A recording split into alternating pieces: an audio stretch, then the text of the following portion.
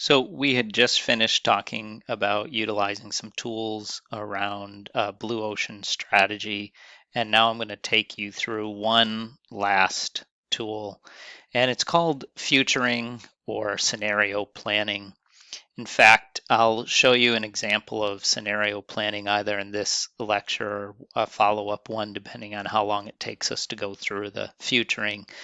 This is a process we use in our master's program, and then I'm going to apply it to two different companies. This first one is Booz Allen Hamilton. They're a consulting firm primarily to military and national governments around the world. And we actually have one of our alum who works with them. She specializes in human trafficking and helps them look at how to advise law enforcement and national government here in the US on human trafficking issues. So, first thing you have to understand is there's some drivers to any industry. And so you have to look at what are the drivers for this particular industry. And they're not the same for every industry, but you have to come up with four. So to use this tool, the first thing is figuring out what you believe. And really, I think the IBIS World Report can be really helpful in uncovering some of these. What are the key drivers? So one is economic conditions. Are they strong where business is growing and the global economy is doing well? Is it weak? Are kind of the two options for economic conditions. The second one is who is the primary customer base going to be? Is it government, which is a major spender for things like defense and public good, which is their current market, or will they expand into private corporate settings? They have had a number of times where their clients have been major sports leagues like the NFL. And so will they move in the direction of other large consulting companies that really isn't their primary focus right now?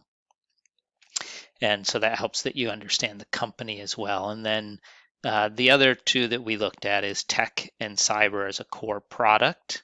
And will that be stable? We didn't really think it would decline, but will it stay stable, or is it going to grow? That cybersecurity and the impact that has on their clients and the needed product mix shift or change.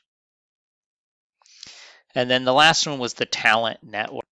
And in the talent network, we want to understand, are we able to attract and retain really talented people? That's a key to the success of this company.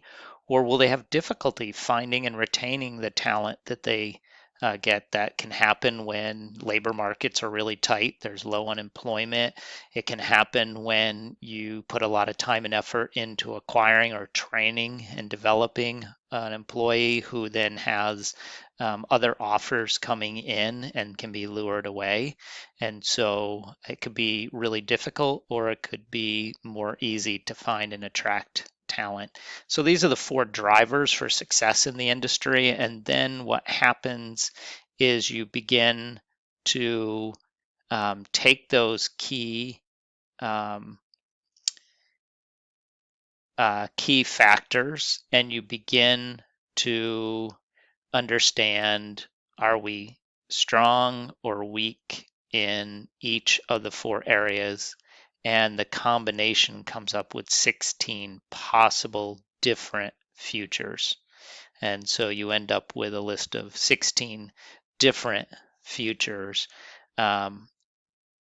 We have to make some probability.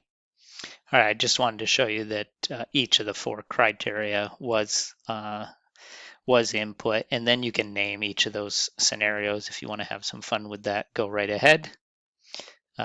We're going to move on to recognizing that we have to make some assumptions. So there's probability and prediction in this, and it's based off of all the research you did. So you've got data, but now you're having to make educated guesses. And so we guessed the likelihood of the economy being good or bad was pretty much even, that primarily the customer base will stay government and private will be important, but geographic reach will be more important because they have a long history in this, that technology would only increase in playing a role in the industry, and cybersecurity and things of that nature become more critical, which has held true, and that talent, that we'll need to recruit and develop our talent and work hard to keep them as a core competency for success, that there will be competition for the best. And that is accurate as well. Maybe a little bit less after we experience a pandemic, but absolutely critical in this industry to get the most talented people and to develop and give them a great place to work that they want to stay at. So using those examples, then we highlight 3 to 4 um, potential strategies we think are most likely to come out. And that's what you have here. And the first one should be what you think is true right now. So that's that status quo, business as usual. There's a strong, vibrant economy. We'll stay with our current sectors and geography, expansion, but we're pretty global as we are as Booz Allen. And there's growing tech demand, and we expect that to continue, and we'll be able to attract and retain talented people as we have up to this point. So that's the status quo. Then you can create one that's a little better. And so in this case, we also get to add new sectors in. But our status quo was pretty good.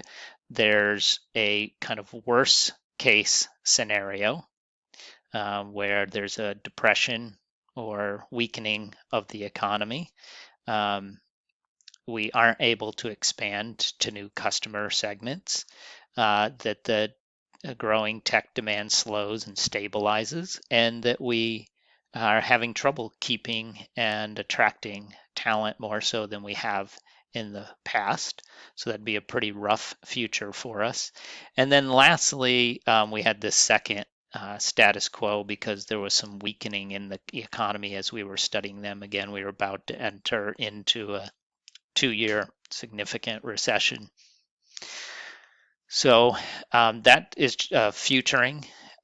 From that, we can begin to talk about each of the scenarios if we want, and what the strengths and weaknesses, how they play into each of those scenarios. So we could look at status quo, and then I'm going to take you into a second scenario or a futuring example, actually doing the School of Business. And so we'll look at some of the forces and talk through. So you have here our most noted forces as we were thinking about the School of Business and what was going to be needed in the future. And there was a question about the model of higher education. And this was done long before what we're experiencing right now, years in the making. And this was something that I did with the then dean and with the head of the master's programs. The 3 of us worked on this collectively, and healthcare careers were showing the highest growth. There was an increasing demand for specialized degree. This idea that doing less is more rather than to try and pack everything in. More intentional international applicants were happening. That may not be quite as true right now in this very moment, but it has been a long-term trend. And the need to rethink what credentialing meant. So you can read through kind of what we were able to kind of define as some of the core things for the industry. And again, these would be different for every industry. So we focused on 4 things. One of them was being generalist versus specialist. And you could rate it 1 to 4. Where are we now? Where do we want to be? And we were probably at around a 3, and recognized that specialization was the movement of the industry. We had questions about how you offer a program. Is it heavily structured? and more one size, which is actually how we deliver our programs up until spring of 2021.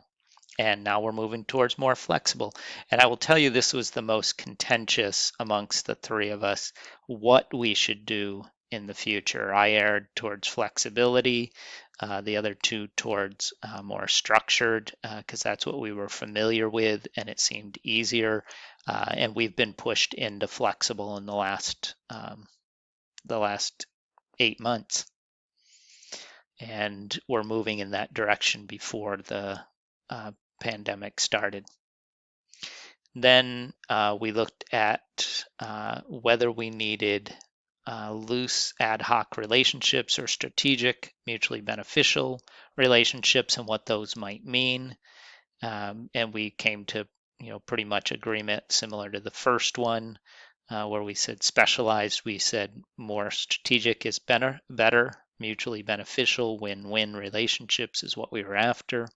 And then value proposition, will we do more or will we do less with depth versus breadth? An MBA is much more breadth, a specialized program is more depth. So it's related to that, but also in terms of how long does it take to complete, how do you market your program and where, and looking at what it means for the number of things that each employee is expected to do, the range of things in their job. And we just thought we'd be better off if we could do fewer things well, is the way I'll put it, that less is more. So we agreed on 3 of the 4, and where we struggled was on that level of learning model process, more structured or more flexible, and where we would be on it. And so we highlighted a few key things, and you'll note that we have a kind of a worst case, a kind of somewhat status quo, and which is highlighted between these two, less is more and more is more. But this X-Men and Avengers were the two that we had settled on and debated. And you'll notice that they're similar, less is more focused work, strategic in terms of partnerships where it's win-win, collaborative, and more specialized programs, but there was disagreement over heavily structured and flexible. And so that's what we wrestled with as we tried to plan out the future. And over time, what happened is the institution pushed us more towards flexible, where as a school, the leadership may have opted for more structured. And that created some challenges moving forward. But it gave us a sense for where we were headed, why we were heading there, and what might make the most sense for us to be successful in the future. All right, so that's futuring, and I'll talk a little bit about something called scenario planning in just a few moments.